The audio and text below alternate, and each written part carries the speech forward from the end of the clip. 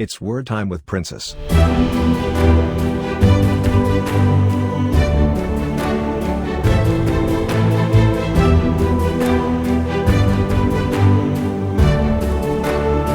Happy Sunday, everybody. Welcome. It's another time with Princess, and I trust you had an amazing day.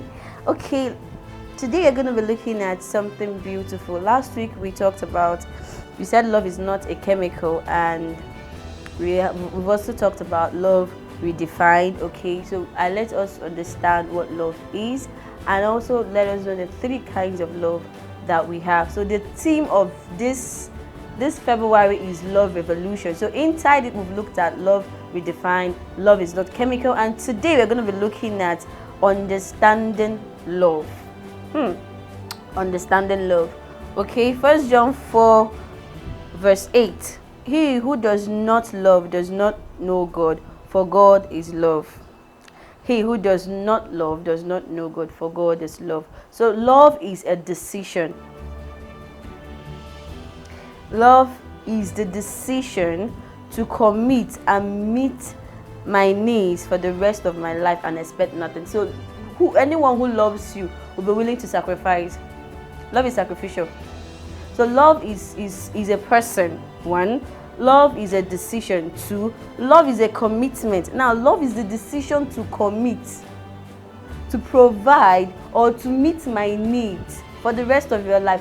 For the rest of your life. Now, love as well means you being involved in the things I do, adding to my vision. Okay? Love is a commitment. So when you tell someone I love you, please, what are you saying?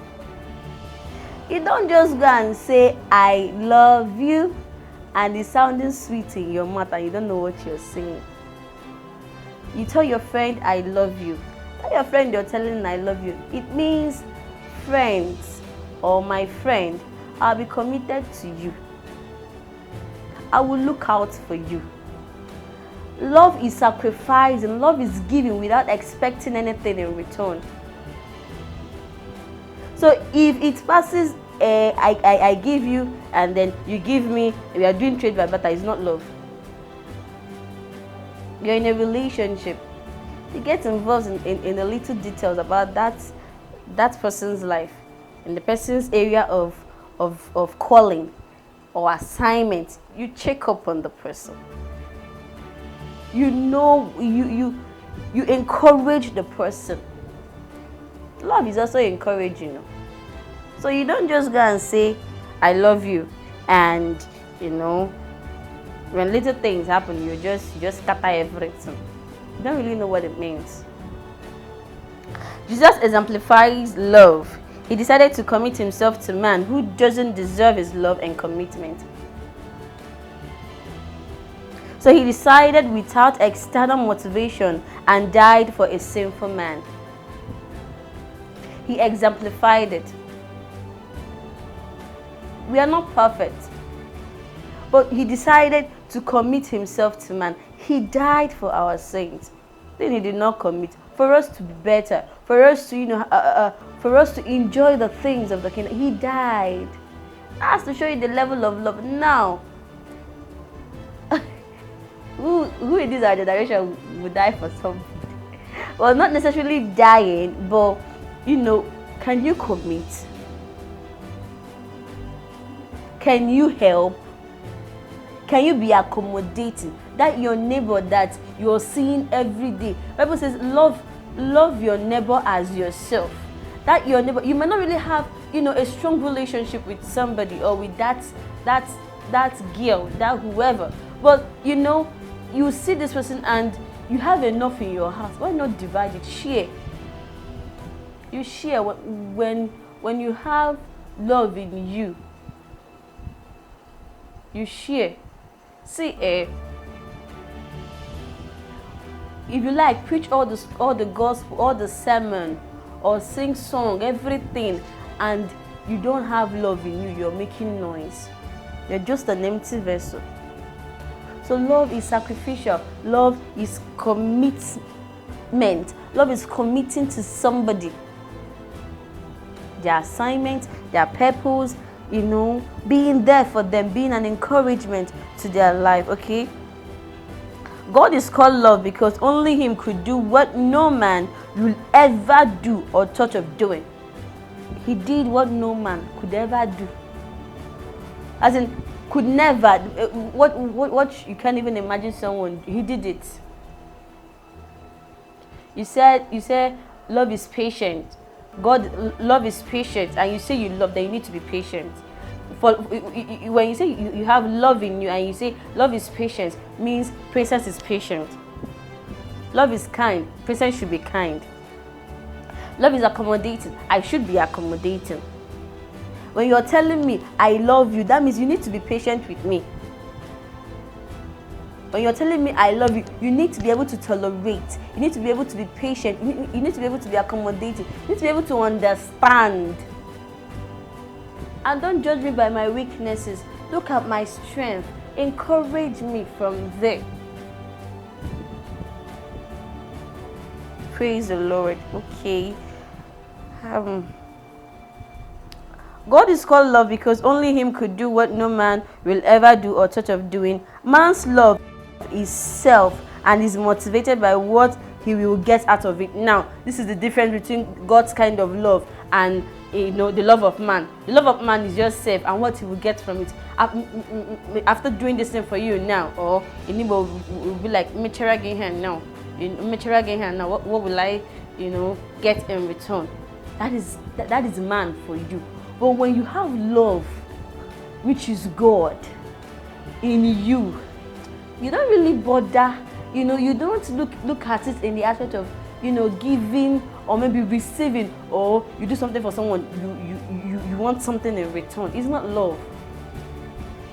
So here it says man's love is self and is motivated by what he will get out of it. But Jesus' love was motivated by nothing but love. Jesus' kind of love was motivated by nothing but love, pure love. Pure love. Can you this February, can you this season, whether February 14 has passed or not, but can you this season do something for somebody without, expecting anything in return? Can you?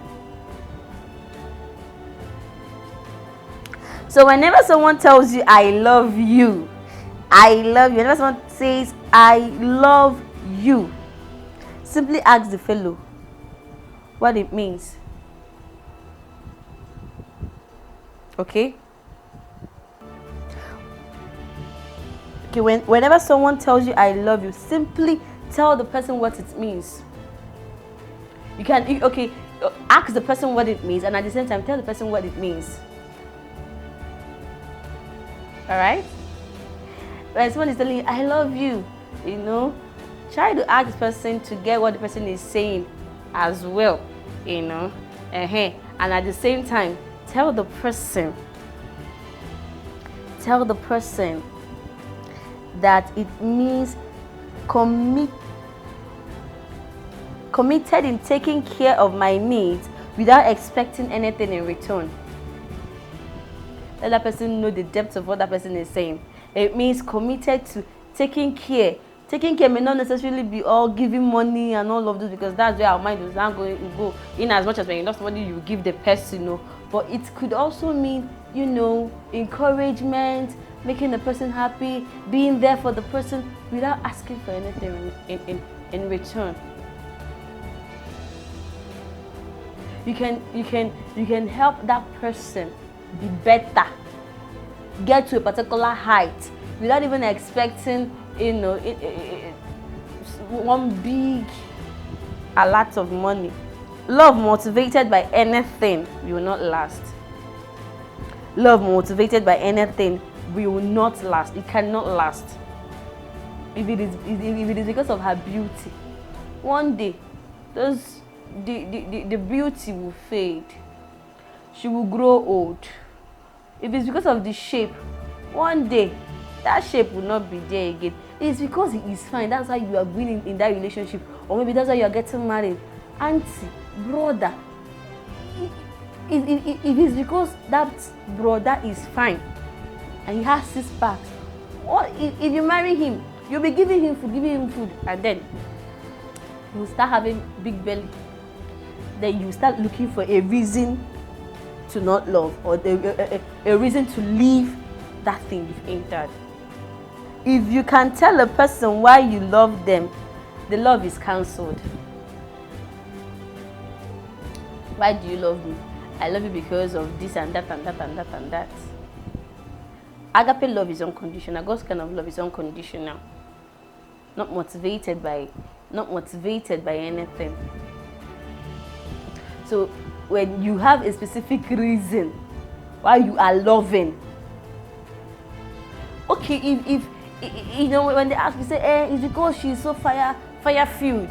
One day that something will something might reduce that fire a bit. It will not really quench the fire, but it might really reduce it a bit, when she's all of those. And then love should have no reason, because once your love is motivated by something, the love drops.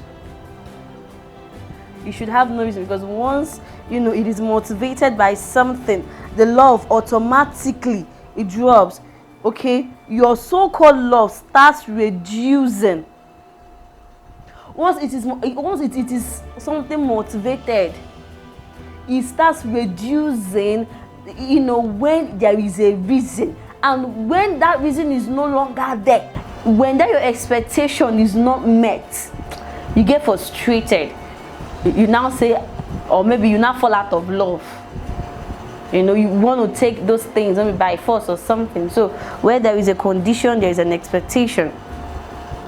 And he won't always meet your condition. For instance, a man who places a condition on the wife not to lose her shape would be frustrated, because to be a mother, she has to lose her shape.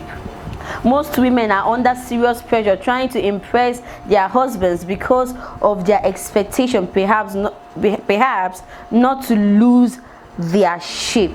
They are under pressure not to lose their husband to another woman, thereby hurting themselves. So where you have a demand, where there is this amount of pressure, you must keep your shape, and then you're stressing this person. Person is trying to impress you, make everything perfect, because I don't want to lose my home now. So there is always a pressure, and when it's not properly met, when your expectation is not forthcoming, you lose your interest.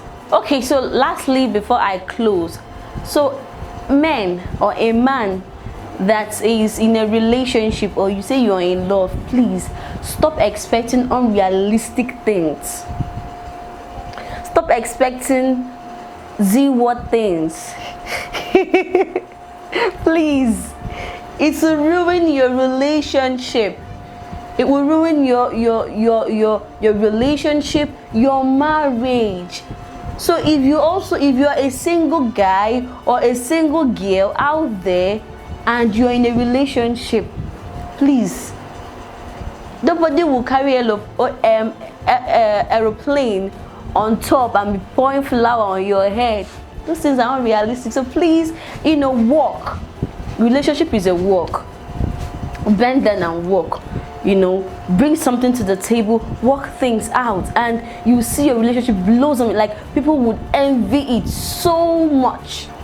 Please understand love, okay? It will really help you.